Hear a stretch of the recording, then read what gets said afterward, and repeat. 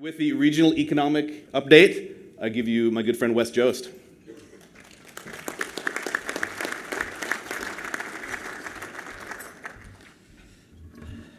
Well, good morning, all. It's always a pleasure to be here. Oh, that is sensitive. Gosh. It is. Even for vertically challenged guys like me. Geez. All right. Well, good morning. It's a pleasure to be here at Beaumont, Idaho, and talking about economics. It's especially enjoyable to follow the mayor of Boise. Thanks, Mayor, for coming in. I do have no dad jokes or ACHD jokes. So in terms of the question you get often or a lot is, are we going to have a recession? Well, the answer is yes, right? The next question is, well, when? And that's a bigger answer. But to the topic at point, in terms of looking at what some of the national economists think, there is certainly a higher likelihood of a recession in the last 3 months anyway, based on that chart on the left. And then that impact is on the GDP, and you can see that red bar is a lot larger than it has been in the recent past. And so the downside effect to GDP is, I think, much more prominent than ever before. And to consider these views, we got to look at a few things like job growth. Unsurpassed, 100 months of straight job growth or job creation.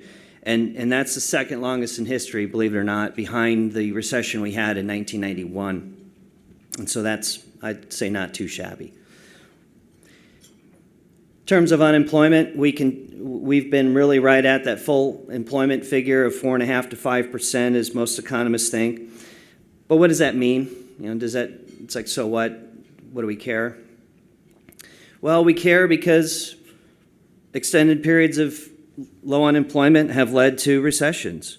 Notice the downward trajectory of that blue bar and the gray column. The data seems to be a pretty strong harbinger of things to come. Now, not all is bad. So in terms of wages, since the recession, we saw year-over-year upward growth, and that surpasses now the 12-year average. And that's a good thing, especially from a workforce perspective. Then again, if you look at it through the lens of a younger or millennial group, you can see that the overall household debt is higher than the debt incurred prior to the last recession. And that's particularly student loan debt. Now that's something property owners, property managers, please pay attention to this, especially when you conduct your credit due diligence, because that's a huge component of our current economy that we haven't seen since the last recession. Another metric to look at is inflation. We know the Fed's benchmark is 2%, and that ties closely to how they manage our money supply via the federal funds rate. And by this chart, you can see that the Fed evidenced its pause by not raising the rate in the last meeting, keeping it to the 2 and 2.25% range. In their last meeting, they also signaled fewer rate hikes, perhaps maybe another 50 or 100 basis points over the next 2 years. And that's still below the high. The previous high in the last slide was 5%. And so that's something important to note here is we're still 1.5% below that previous high pre-last recession. Let's take a look at another indicator. This is the spread between the 10-year and the 2-year Treasury. As shown, preceding the last 3 recessions, the delta was 0 or below 0. And not an absolute indicator, mind you, but if you're not a believer in coincidences, then this tells you something. Shifting gears to Idaho, we had the fastest growing population last year at 2.1%, and we were one of only 5 states that experienced growth north of 1.5%. And like in 2017, another positive variable to our healthy economy, we saw net migration growth holding near about 26,000. And that's important. But notice the curve of the blue bar, the blue column. It seems to be going down. So that means, could mean, are we slowing? Is this a repeat of 2006, 2007, or 1994, or 1995? Perhaps, but yet today there are certain variables that are not in our economy that we had last time, namely stated income loans, or the liar loans, if you will. From an income perspective, while we continue to see year-over-year increases, we do remain in the middle at about $52,000. And that remains a contrast and a break to the higher living costs that we've experienced, such as higher home prices and higher rents in the last 5 years. All that said, what about the future? Well, it's tough to make predictions, especially about the future. Thank you, Yogi. But by a raise of hands, how many folks thought AOL, Netscape, or Amazon was going to be a great company? This is where you participate. Okay. So let's recap what we know.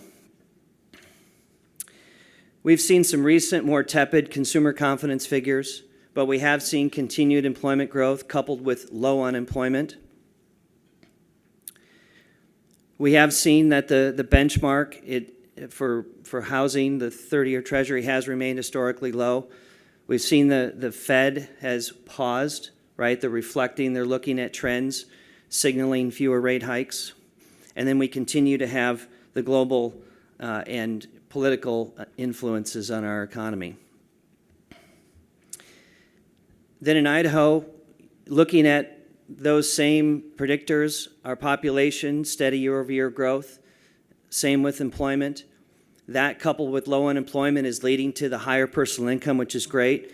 And then in housing starts, and I know the mayor had mentioned this, our housing starts are forecast to be down in 19, but not by much, maybe by 400 permits, which the state of Idaho issues about 15,600 permits a year. So notionally, that's not a big deal.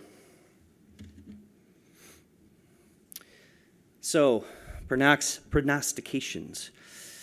We should see continued wage growth, and that'll keep pressure on businesses to retain and attract workers.